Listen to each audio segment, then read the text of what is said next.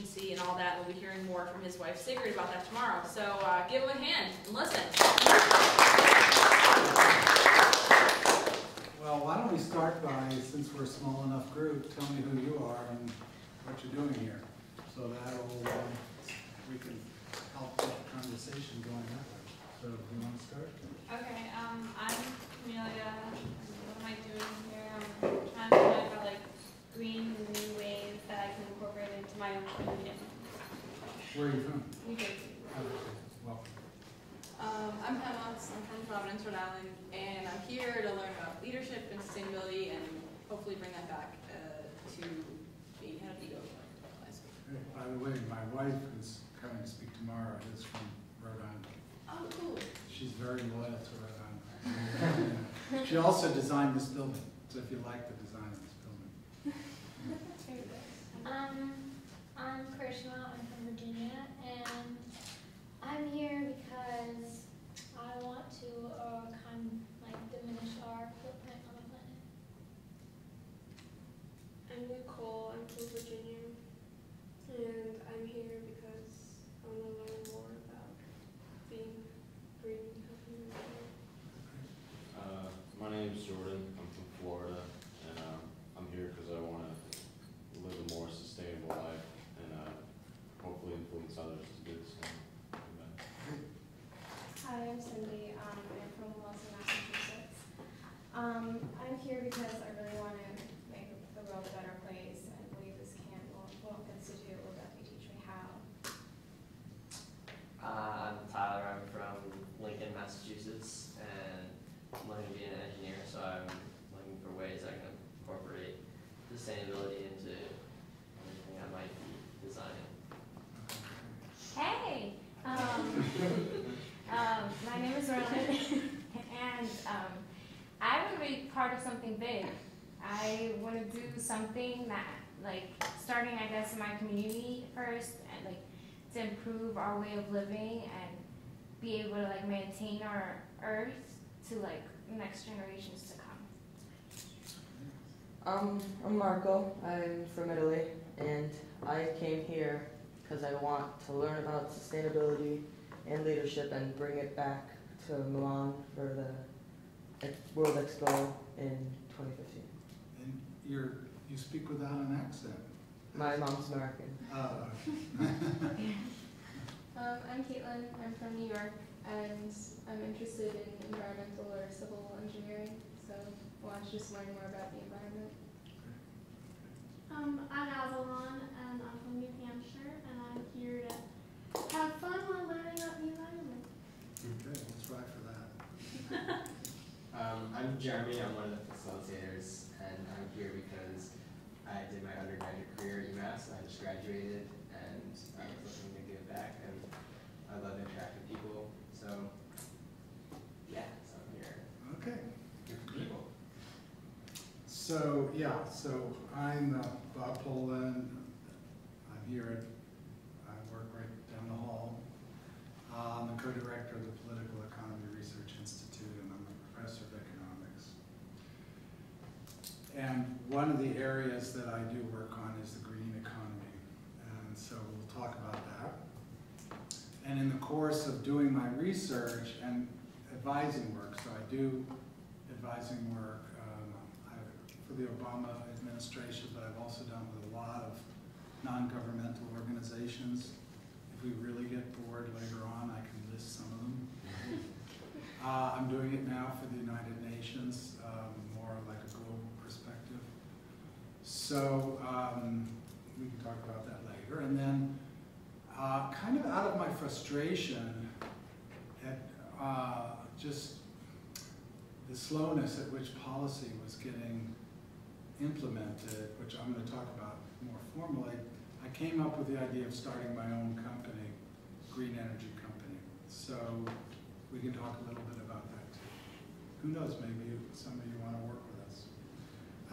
Okay, so I'll just start with a big picture and then bring it down. So I'll talk about big picture, national policy, bring it down to like individual kinds of things. Okay, so the big picture we all know is that most climate scientists believe that we're facing a potential ecological crisis, potentially ecological disaster over the next generation or two, unless we reduce human emissions of greenhouse gases into the environment. Okay.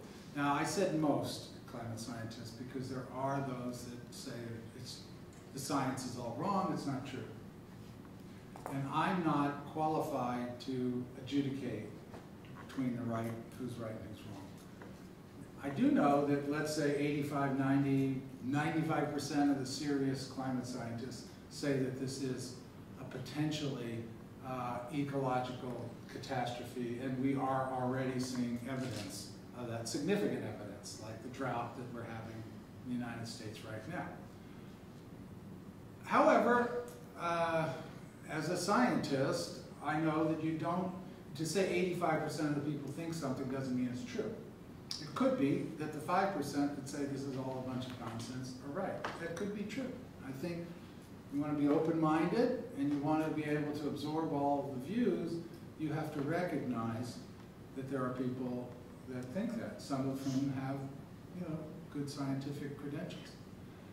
To me, that really doesn't matter too much, and I want to explain why. To me, thinking as an economist and a citizen, if we have 85% saying that we have a potential ecological catastrophe on our hands over the next generation or two, and that we're already seeing evidence, if 85% say that, then for me, in terms of economics, the way I think about it is, well, then, goddamn it, we need to buy insurance against the types of things that they're saying are going to happen or could, with a very high probability, happen, even if the other 15% are right, even if they're right. We're not going to know they're right until we hit that catastrophe, and we don't want to get there. So we want to buy insurance. I have home insurance, I have car insurance, I have life insurance. We buy, how often do homes burn down these days? The whole idea of owning home insurance was really created in an era in which houses were made of wood. You didn't have fast transportation from the fire station to people's houses, and houses did actually burn down at a reasonable percentage. And you also had oil burning lamps, you had candles and so forth. Houses burned down. So now the probability of a home burning down is very, very low, but we still buy home insurance because it's not zero. The likelihood that we face a serious ecological crisis due to human emission of greenhouse gases into the environment is certainly non-trivial, let's say, and certainly therefore requires us to purchase insurance. So the question as an economist is, okay, how much does the insurance cost? How much are we willing to pay to buy this insurance? And my answer out of my own research is that actually, if you think about it over a long term, and maybe even over not such a long term, the insurance will actually cost us nothing.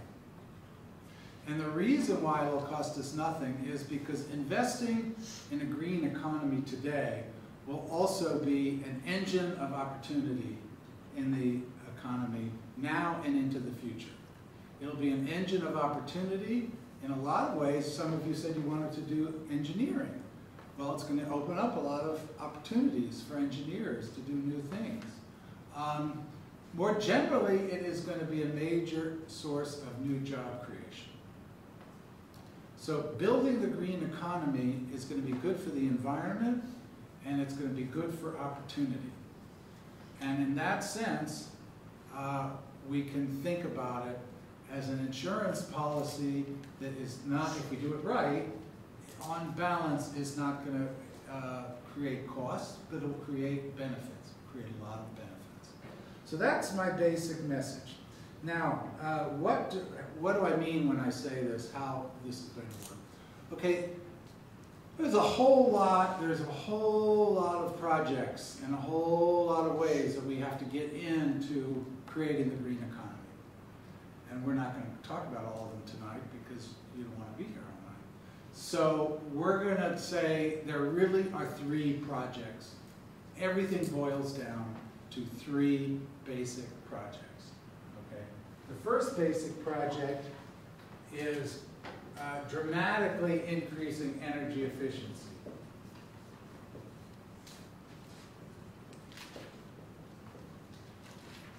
Making the investments that will make our buildings, our transportation systems, our industrial activity all operate at much higher levels of efficiency. Okay, so we've got our 3 projects.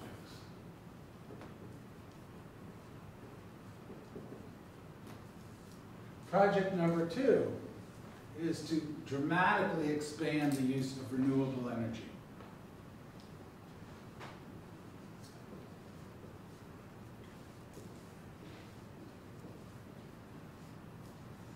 And by that, I mean solar energy, wind energy, geothermal.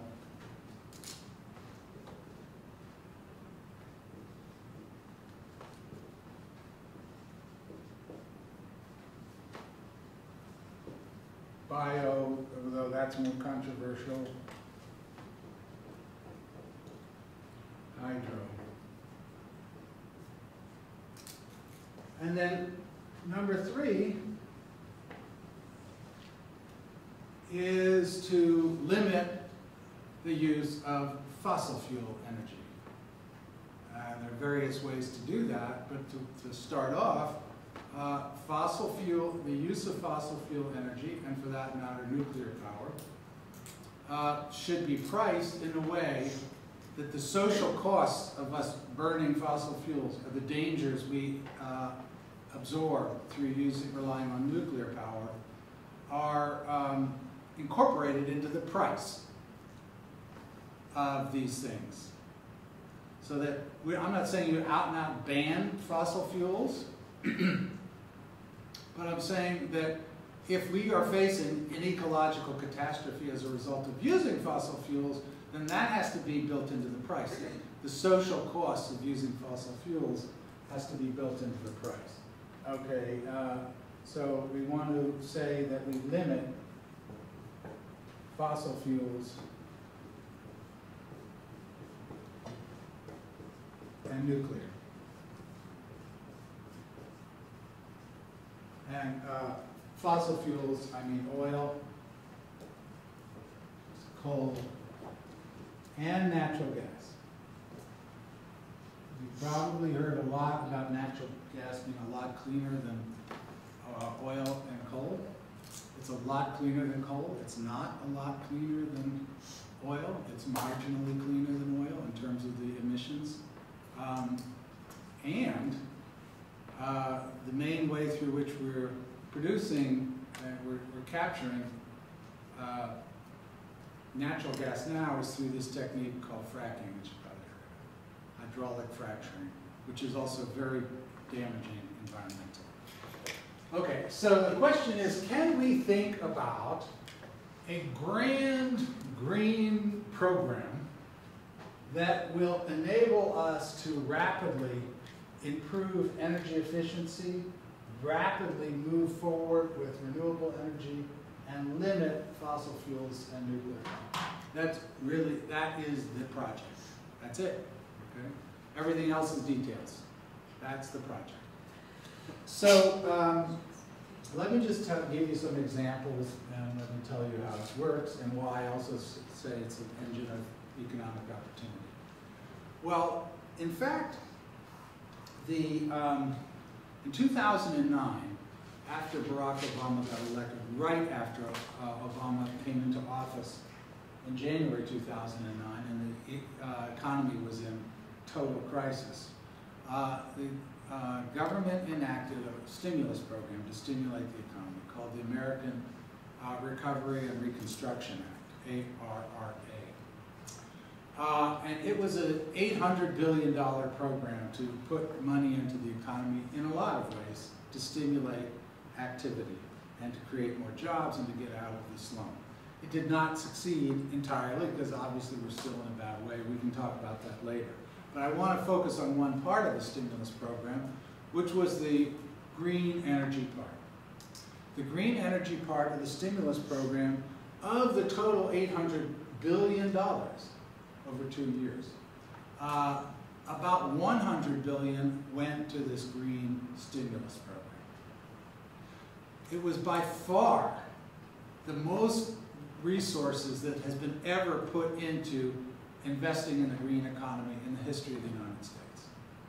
And I'm proud to say that the basic structure of how this program was designed and enacted was something that we wrote up here at Perry. They took our program, and Helen Sharber was part of the work, co-author, a friend. Immediately after Obama came into office, I was hired as a consultant to help enact this program. It was not entirely successful, but it was also not so bad. But the basic point is that the structure of that program was exactly tied on these 2 points, not on this third one. It was tied to these 2 points. And so what did it really entail? What it entailed was a lot of support and subsidies, number one, in the area of building efficiency. Right now, buildings are the biggest source of energy consumption in the entire economy. Running buildings. Just think of all the buildings. Now, if you invest in efficiency, because these buildings are for the most part very inefficient in the use of energy. We actually did an energy efficiency retrofit in this building, even though the building's only 8 years old. But on average, the research tells us that you can improve the efficiency operations of the average building by somewhere in the range of 30 to 40%. Now, of course, it takes money, but you get your money back because you save so much right away. You get your money back in 3 to 4 years. This is an average. Not every single building, but on average. You get your money back. And in the meantime, you start getting your money back the day after you put in the efficiency measures. Like, take this building right here. What did we do? Well, if you see that, you know, that generator there down there to run the heating, ventilating, and air conditioning system, which is running right now, it was running at a very inefficient level. And we simply improved the efficiency of that system out there. And our electricity bills went down the next day.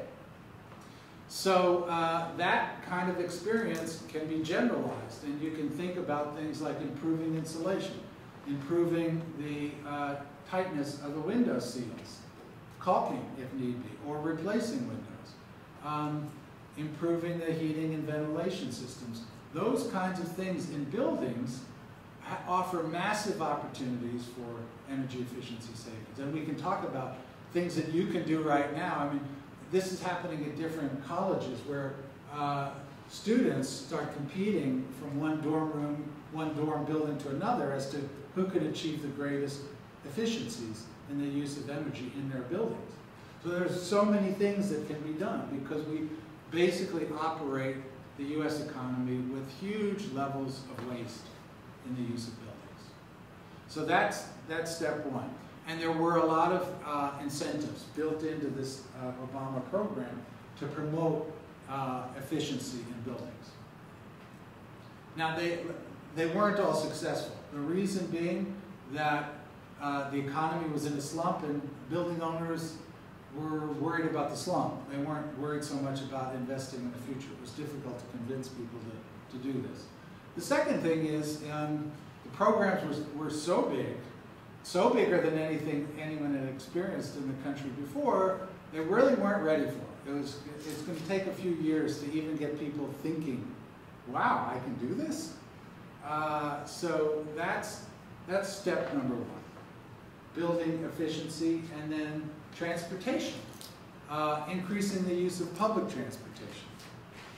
But I have to say, I'm a very big proponent of public transportation. The biggest way that you improve energy efficiency in total transportation today is increasing the efficiency, fuel efficiency of cars. That's it. Why? Because 95% of the miles we all travel in the United States is in cars. So you can keep building better public transportation systems and that'll help over the long run. But if we want to do something now, we've got to get the cars operating at a higher level of efficiency. And here again, I do have to give credit. I'm not just a cheerleader, by the way, for Obama, and I will be very happy to offer criticisms, but they have also instituted a fuel efficiency standard for 2025, which is about 55 miles per hour on average for cars. Right now, the average car in the United States runs at 25 miles per gallon. So more than doubling the efficiency of the auto fleet. And of course, the Obama administration had leverage over this because Chrysler and General Motors were bailed out, and they really didn't have a whole lot of choice. The government owns, the government still owns a third of the stock of both companies. So that certainly helped to move that through. Okay, so that's the second one. Now, let's talk about renewables. Over the long run, the US economy, the world economy is going to have to be run on renewables if we're going to avoid potential climate change catastrophe.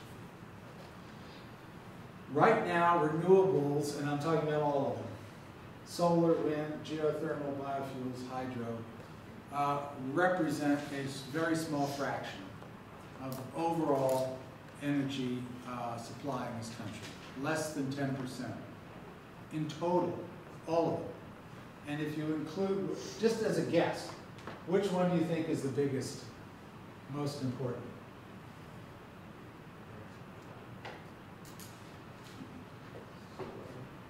Which one? Solar. No. Wind. No. Hydro? Yes.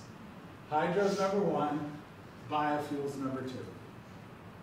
Now, interestingly, you answered perfectly for what I was expecting, because what do we always hear about? We hear about solar, solar, solar, solar, solar, solar, solar, and then a little bit about wind. You see the pictures of the windmills, and like I said, I'm all for it, but solar is minuscule. The supply of total energy, mostly through electricity, supplied by solar is less than 0.5%. Wind is maybe 1%. Biofuels is bigger. Oh, geothermal, 1%. So the total is around 7%. We're looking at, 3%, 3.5% hydro, 3% biofuels, and then the others, nothing. Now, the point is that over time, your answers were right, because over time, the ones that are really the most promising, over the long term, the most promising is solar. The problem with solar right now is it's way more expensive. The technology, so for those of you that want to do engineering, the technology for solar is way more expensive. To generate a kilowatt of energy with solar now is 2 to 3 times, 200 to 300% higher than coal. Now, there are people that will say, I don't care, I want solar anyway. Fair enough, there are people. In fact, that's what my business sells to such people. That's fine. But the overwhelming majority of homeowners, business owners, just aren't going to think in that way. And so that in order for us to make breakthroughs in the use of solar, we have to get the costs significantly down. Plus, yes, we do have to get these prices up. So solar is very, very promising, but we don't have the technological capability yet to run solar at a cost competitive level. Therefore, the job of public policy is to subsidize solar, to make it, to get the research going, to drive down the costs, to build a market, and over time, over the next decade or so, to get the prices to where they're competitive. Now you say, oh, well, that's too much government interference, and that doesn't really work. Well, I want to give you another example of a technology that was nurtured for almost 40 years by the government, strictly by the government. It was completely uncommercial. No one would do anything with it. And it was the Defense Department that invested in the research, invested in the research and development, invested in the commercialization, sold the products for nothing to private businesses that could then start making money. And all of this process took 40 years. And it's an obscure technology. You may have heard of it, you may not have heard of it, but it's an important technology. It's called the Internet. Heard of it? The Internet was completely created by government research and development and then building the market. And it did not pop out of the head of Bill Gates, I'm sorry, or Steve Jobs. Now, yes, they've gone on and done great things with it and lots of other people. But the Internet was created by government research. And that's the kind of investments that we need now in solar. Now, wind is a different story. Wind is basically almost cost competitive with coal right now. To create a kilowatt of electricity from wind is about the same as a kilowatt of electricity from coal. But, of course, you have to have the turbines, you have to set them up in a place where there's wind. It's windy enough. And there are issues in terms of storage, there's issues of transmission. So to build up the wind energy market is also going to take some time. But it's much, much more affordable right now than is solar. In fact, we have probably the best wind energy research center right here at UMass. We just had Matt Lacker spoke last night. Oh, great. Yeah. Okay. So Jim Manuel, who's the head of the Wind Energy Research Center, is someone I know well, and actually is working with me in my company. So wind energy is very promising, but again, we need to build up the market. We need people to recognize the advantages. There are problems. Yes, some people think they're ugly. Some people think they're noisy. They don't have to be noisy. Some people think, you know, it's going to kill a lot of birds.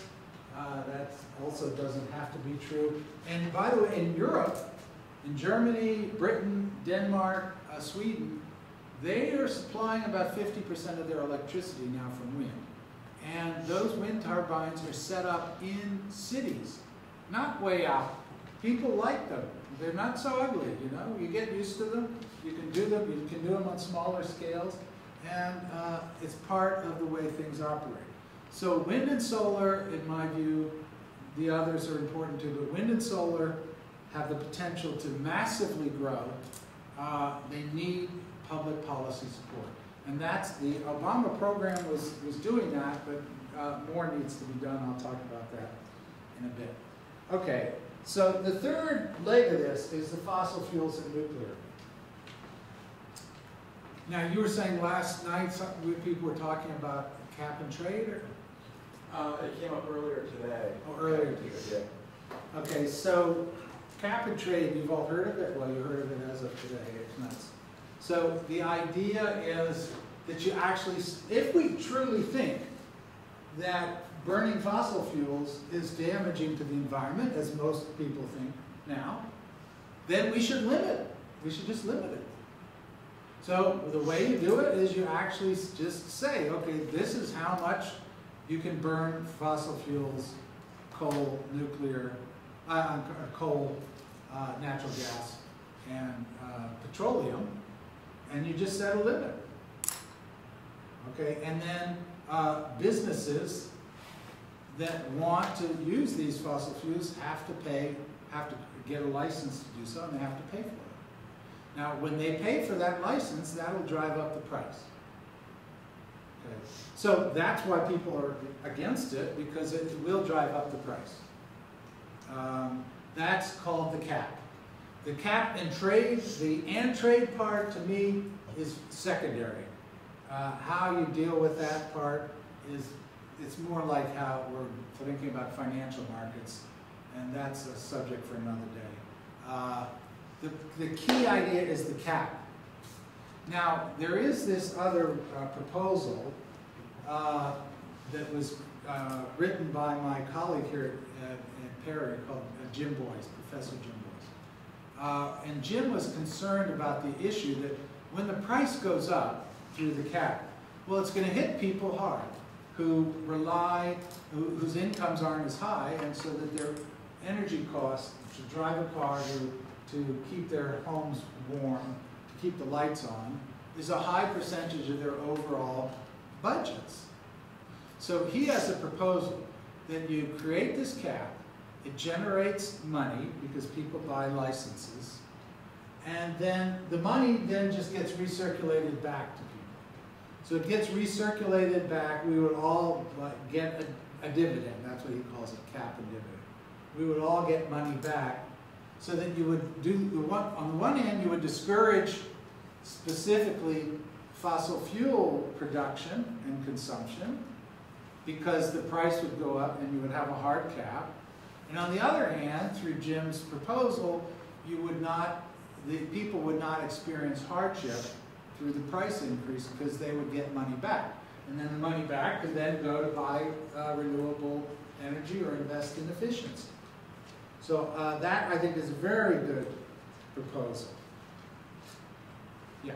Well, like earlier today when we were learning about the cap and trade, they kind of explained it like companies would have like a certain amount of money or a certain amount they could burn, and then they could buy like buy from other companies. I guess that would be the trade part. Right. But like, couldn't a company like kind of monopolize everything? Yeah.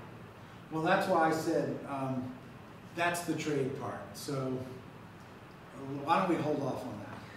That, to me, like I said, is secondary. And in fact, unfortunately, a lot of people have focused on that part, and it's become a big distraction. And maybe that was intended somewhere along the line by somebody. But I don't, yeah, I'm not very big on the trade part. I'm not that in favor of it. But the point is, if you set a firm cap, you will get the benefits of the firm cap. If you design the trade part such that it weakens the firmness of the cap, then forget it. So that's my general view on cap and trade. I like the cap. The trade is something, you know, it's a feast for lawyers. Let's say that. You want to get a lot of rich lawyers, then put in the most complicated trading system, and it'll be a feast for lawyers. Yeah. How would you go about measuring a company's carbon emissions? How companies what? Their emissions. Like, how would you, if you're going to set up a cap, how would you go about measuring emissions so you know when they broke the cap? Same way that you measure their electric bills. If you know that they're buying this building, we're buying electricity, we're getting metered all the time. So that would be the way. What would be the, like, need to be in place to kind of like regulate these corporations? They're fairly like large, powerful entities. Like what's needed for that? Like, I mean, they're already regulated. Yeah. Okay, well, the first thing I would say is it's very important that we do steps 1 and step 2, so that we're creating positive incentives for companies. Companies should want to invest in energy efficiency, to get their buildings running better, to get their industrial processes running better. So that's a big positive. Secondly, they should want to buy solar and wind, and we create positive incentives for them to do so. Okay, if these things are good enough, then the role of this third one actually becomes less important. But it's still necessary. It's still necessary. And so build up these things, make it really, and then you have consumers. I mean, let me talk for a minute about my company. A lot of the idea behind this company is that consumers want to buy renewable energy, and they like businesses that buy renewable energy. And businesses are responding. I mean, who would have thought, for example, that Walmart, okay, Walmart Walmart is committed to increasing dramatically its efficiency and use of renewable energy.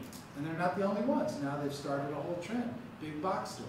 In fact, my company is interviewing with some big box stores that want to put solar panels on their big boxes. Do they really, truly care? Maybe. They do care about their image. They do care a lot about their image. Okay, now what about the job? Why does this have anything to do with jobs? And I don't mean Steve Jobs, I mean employment. Okay, now here's the short answer to that is that investing in energy efficiency and investing in renewable energy creates, to do these kinds of investments, on average, creates about 17 jobs for every $1 million you spend in combination on energy efficiency and renewable energy. Okay. So we're going to say green economy is 17 jobs per $1 million.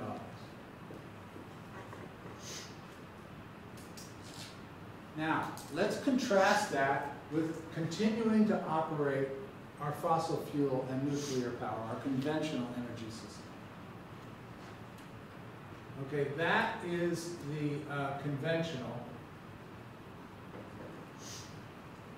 To keep spending $1 million on our conventional energy system generates 5 jobs per 1 million. Well, the math is pretty simple. You spend $1 million on the green economy, you get 3 times more jobs approximately than you get by spending the same amount of money on maintaining the fossil fuel economy. So that creates, the more you move money out of fossil fuels into the green economy, the more you're going to create jobs rapidly. Now, the fossil fuel economy is right now about $700 billion a year. That's a lot of money. Now let's say we just move 25% of that into the green economy. Okay. You would create about 4 to 5 million jobs. Now, why? I don't want to just leave you with these numbers. I mean, is it hocus pocus? How do I know it's, yeah. Wouldn't having more jobs per million just decrease the amount that people are making? I'll get to that, yes, okay. Now, here's how you create the jobs. Turn this around. How is it if you spend on the fossil fuel, on the green economy, you create 3 times more jobs? It's not hocus pocus. Number one, it's the term that we use in economics is called labor intensity.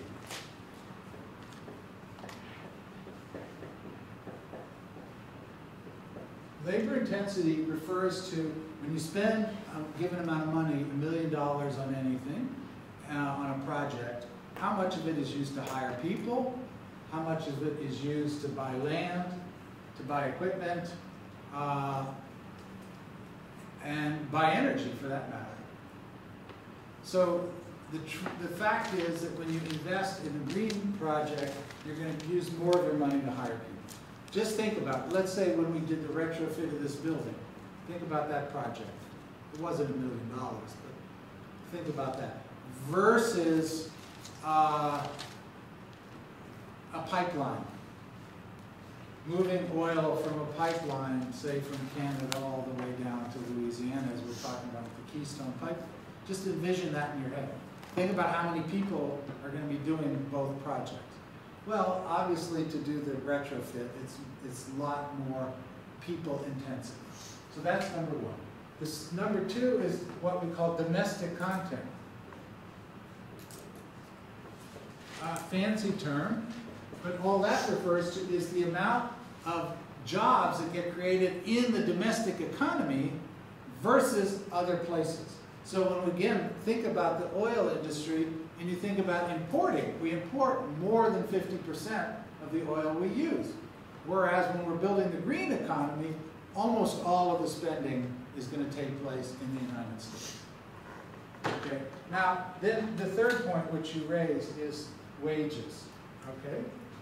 If you hire people, let's say you're going to spend $1 million. If you hire somebody who's worth $1 million, then how many jobs are you creating? One. That's all you're creating by spending $1 million. If you hire people that are making $100,000 each, you're going to create 10 jobs. 50,000 each, 20 jobs. Now it is true, I think, to your point, that on average, people in the conventional energy industry are paid about 15 to 20% more on average than the people in the green economy. Is that your point? Yeah. That was your point. So that's a good point. However, think of this. Remember, we've got 17 jobs versus 5 jobs per million. Even though the average wage is lower in the green economy, because there's 3 times more jobs, actually the number of jobs, high-paying jobs, middle-paying jobs, bad-paying jobs, across the board you get more jobs. You get more jobs for engineers.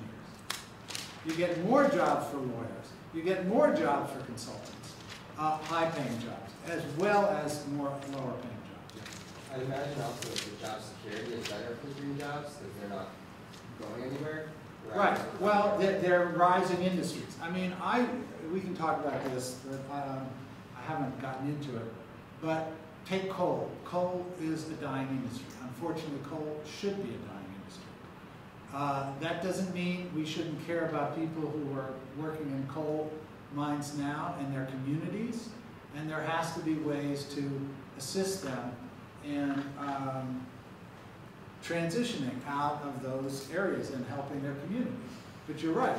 So there will be more employment opportunities and better employment opportunities in the green economy because that's the industry that's going to be rising into the future. Okay, now, so the big picture is that we want to do these 3 big things, and we need gigantic programs like the Obama stimulus program to make it work. But that's not all we need. We need a lot of smaller things that also fit into all of this. So that's where you all come in. Well, you come into the big ones too because you're voters and you should influence your representatives. But yes, it's not every day that we pass a $100 billion program. So what are some of the more basic things that we can do? Well, people can start making investments in energy efficiency. Like I said, even in your homes, in your dorm rooms, you can make the commitment. And it's not just that you're making the commitment in your dorm. Once you start the conversation going, why do you think these big box stores, why do you think Walmart all of a sudden cares so much? It's not because, maybe they do care. I don't know. The point is that they know other people care. The point is they're hearing about these competitions on college campuses. They're hearing about courses like this. And you are their consumers. They have to have a good image for you. So these things have very powerful multiplier effects. They spread out. The more you do them, and yes, people know that you're right. Whether they care or not, they know that you're right.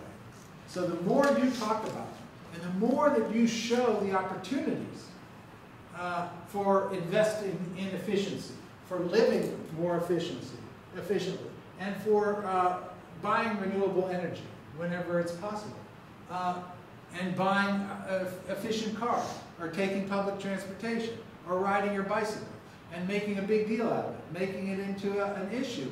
Those are the kinds of things that are going to have big ripple effects throughout the economy. And now I'll tell you a bit about my own experience, and then I'll quit. So I was part of this gigantic, the biggest green energy project in the history of the United States. In fact, I wrote it.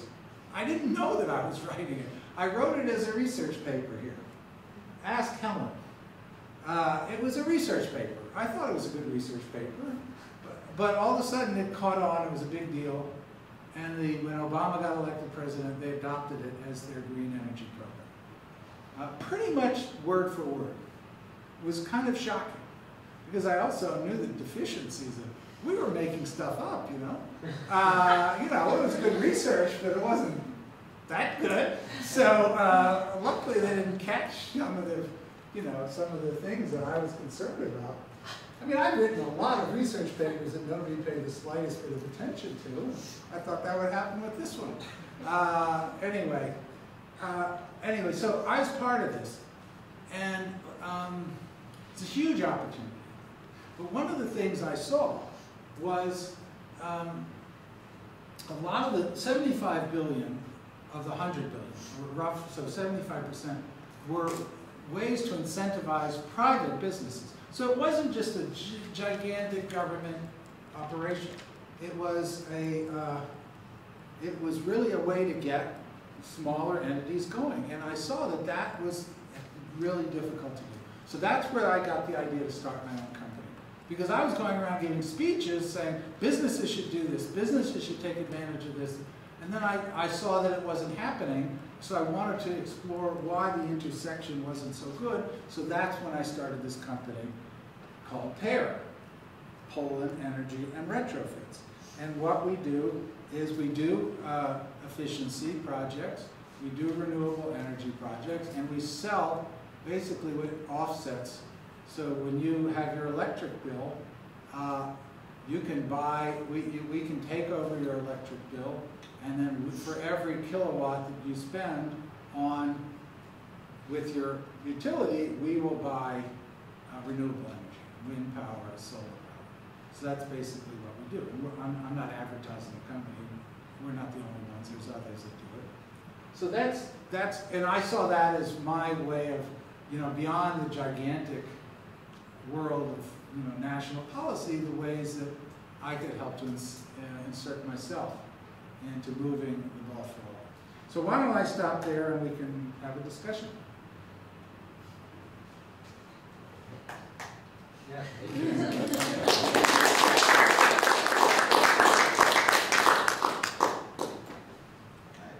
Sure. So you talked about making cars more efficient, and that was really important. We've gotten really used to air travel and being able to get kind of anywhere in the world really quickly. Do you know of any way that we can have sustainable air travel in the future? Yeah, I've looked into that. I think you can. I don't think the opportunities are as big as quickly as there are with cars. My big thing has been public transportation, improving buses, rail, and so forth, and the opportunities that would be for that. And they're good. The trouble is, in the United States at least,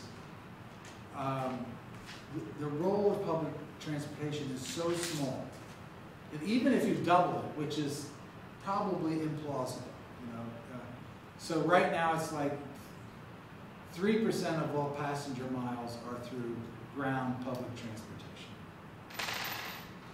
Double it, which would take hundreds of billions of dollars in spending to get a good doubling, then you're at 6%. You went from 3% to 6%. You still haven't covered the 94%. Now with air travel is bigger. Air travel is, I think, about 10% of total energy consumption, transportation. So yes, we should try to improve that. But the biggest part of the story is cars. And I would like to see people travel by air less. I'd like to see people use public transportation more. But the real action has to be with cars. And fortunately, we do have a good standard coming. Now, we could do better. I mean, the Japanese standard right now is 40 miles per gallon. Ours is 25. The Japanese are saying they're going to get up to 47 in 2015. That's only 3 years from now. We're saying by 2025 we'll be at 54. So we could do better, faster, but at least we're heading in the right direction. What's your view on Priuses and electric cars where they have very few fuel emissions, but the way they're made, as what I've heard, is not so great for the environment? Well, as a Prius owner, having bought our second Prius just a few months ago, you can ask my wife, she'll pull in our new Prius tomorrow. Yeah, that's an issue. Let me contrast Priuses with electric cars. Now, let's say all the cars are basically built the same way. Well, you still get the benefit with the Priuses because they're much more fuel efficient of lower emissions after they're built. The process of building them, right. So that would mean we have to think about how you achieve efficiencies in the industrial processes. So that would be a different discussion. Let me say something about electric cars. Electric cars do no good whatsoever if the electricity is coming from the conventional sources. I mean, they may be, if they're more fuel efficient, fine. But if you are using the same amount of electric power as you would use gasoline to run an electric car, and the electricity is coming from a coal plant, you're not helping the environment at all. That's something that people fail to recognize. It's pretty basic. So even when we talk about electric cars, what we really need to think of, we can't just say electric cars. We have to say electric cars powered by clean energy, by renewable energy. Okay. One of my teachers made a statement that I remember nuclear energy is becoming more popular, I guess, and she said it was a more efficient way, more efficient source of energy than the other, than coal, oil, natural gas. So just want to know what your take on that is. Okay, well, number one, if you mean by efficient, how much it costs to generate a kilowatt of electricity is actually less efficient. Forget about any environmental safety issues. It's more expensive. If we want to compare, electricity generally comes from coal, natural gas, and nuclear power. Right now, the cheapest is natural gas, and that's a relatively new development, and that's because of the spread of hydraulic fracking technology, which is much cheaper. It has serious environmental consequences, but it's cheaper. Coal is still cheaper than nuclear because of all the heavy capital costs of building a nuclear plant and all the safety standards that they have to try to meet. So nuclear is not more efficient. Now, nuclear also has the obvious problem that it is extremely dangerous if you have something that is going to create a problem like they had in Fukushima, Japan, just last year. You have the danger of a nuclear meltdown, and they still don't know in Japan what the full consequences have been as a result of that. So we are running about 10% of our total energy consumption right now comes from nuclear power. Would you say it's the worst option? Well, it does have the benefit that it has no greenhouse gas emissions. Yeah. So that, yes, on that score, it's good. Right. Now, but the point is, if we've got to hit a threshold in terms of reducing greenhouse gas emissions, yeah, you could. One way to do it is you keep consuming as much as we are and just build like hell nuclear power plants. Right. That's kind of what they have in France, but now they want to scale that down. The best options are, number one, yeah, let's be more efficient. You can, in Western Europe, on average, take Germany. On average, the German living standard is roughly equal to the U.S. living standard. Well, there's things you can argue about. It's roughly they're living at our standard. So they're not sacrificing anything. And they consume about half the level of energy overall. So when I say this economy has to get really aggressive and be much more efficient, all I'm saying is that we have to be where Germany is now in 20 years. That's all I'm saying.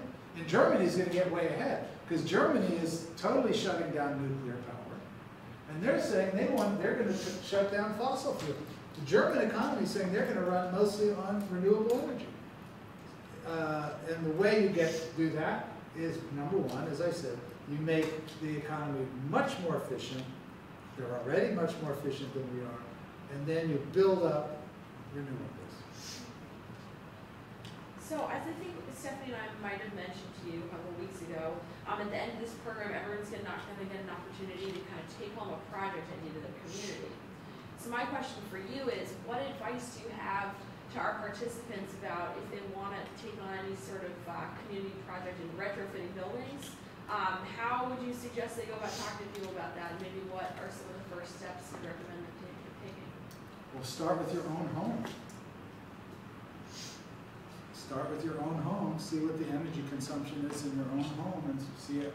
There are programs like throughout Massachusetts, there's Mass Save, where you can do a low-cost retrofit and get significant savings right there. But don't just do it. Talk about it. Tell your neighbors about it. Get people interested in it. There is some interest in this program, but it's not high enough. Most people don't even know about it. So if you just were to go through your neighborhood and say that this is what you're doing in our house and everyone else should do it, that would be important.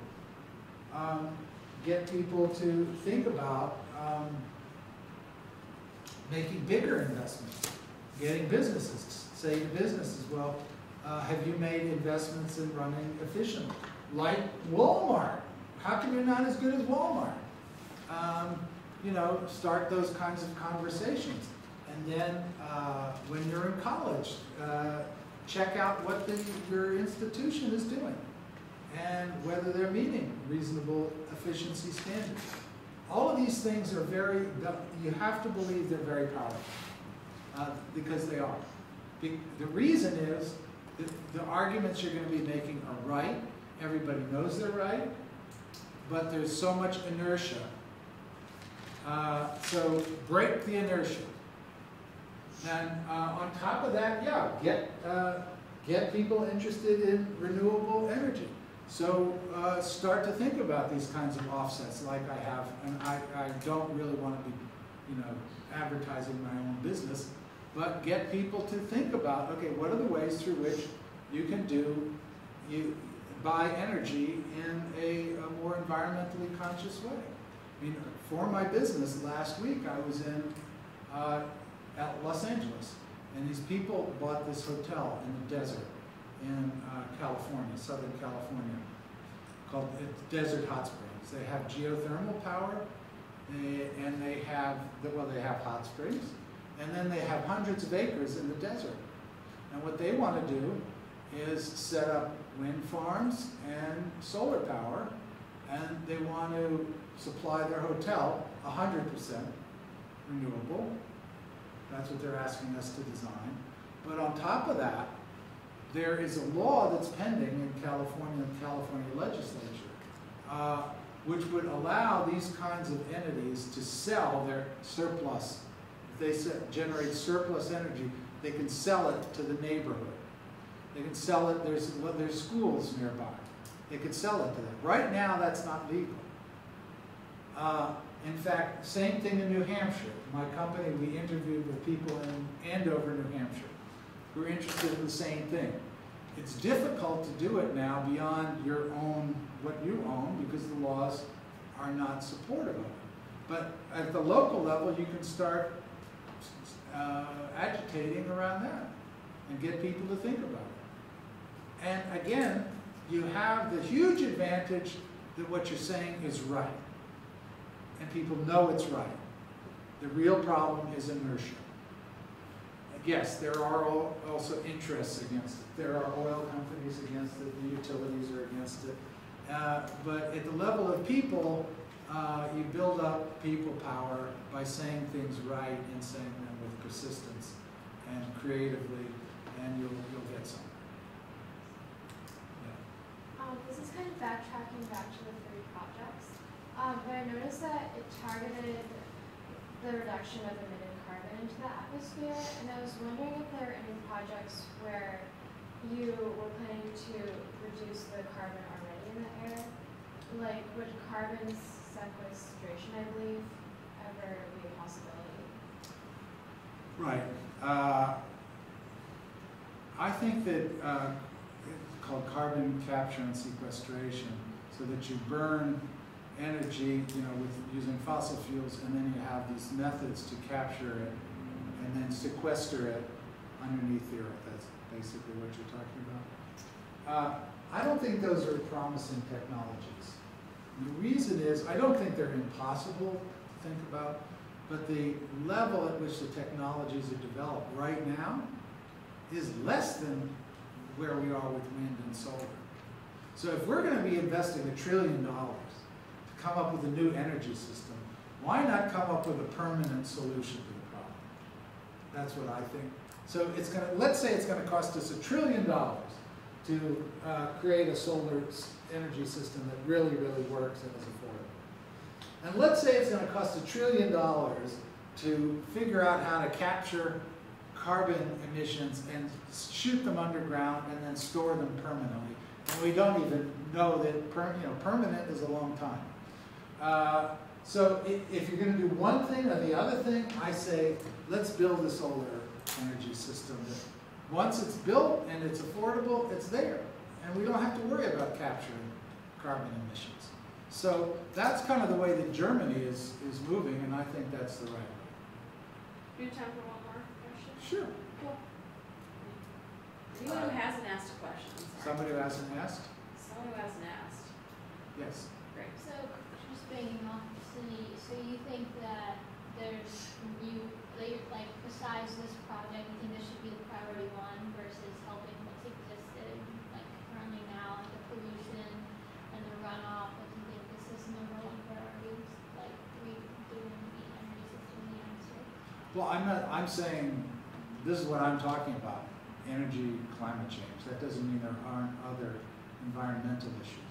Like, if we think about natural gas and hydraulic fracking, that is contaminating water systems. That doesn't have anything to do with greenhouse gas emissions, but it's a bad environmental problem. So if we move away from relying on fossil fuels, we also help solve that other environmental problem. So I think, yeah, there's a lot of other environmental problems. And I just didn't talk about them. I should confess, I'm also not an expert on all those other ones. I wasn't an expert on any of this stuff.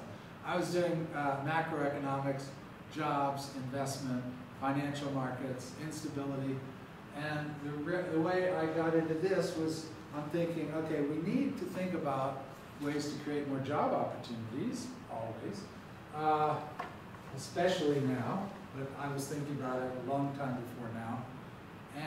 But how do you think about that without thinking about increasing the rate of growth in the economy, getting things to build more faster? Okay, so when you think about that, then you say, oh my God, but then you do that, then there's the environmental problem. And so for a long time, there was always this notion of an unavoidable severe trade-off. You can do good things for the environment, you can do good things for jobs, but one is doing the good things for jobs is going to make things worse for the environment. Doing good things for the environment means slowing down all your growth, and so that's bad for jobs. And that's why you had this conflict before your time. It was called, hard hats versus tree huggers, or loggers versus tree huggers, environmentalists versus people that were for jobs. And so the thing that I wanted to try to investigate was, is there a way through which we can think about a unified approach that is good for jobs and good for the environment? So that's how I didn't get into it thinking about all environmental problems. Not that I couldn't, but I really, that's not my area of expertise. All right, well, thanks again, Mr. Pollin.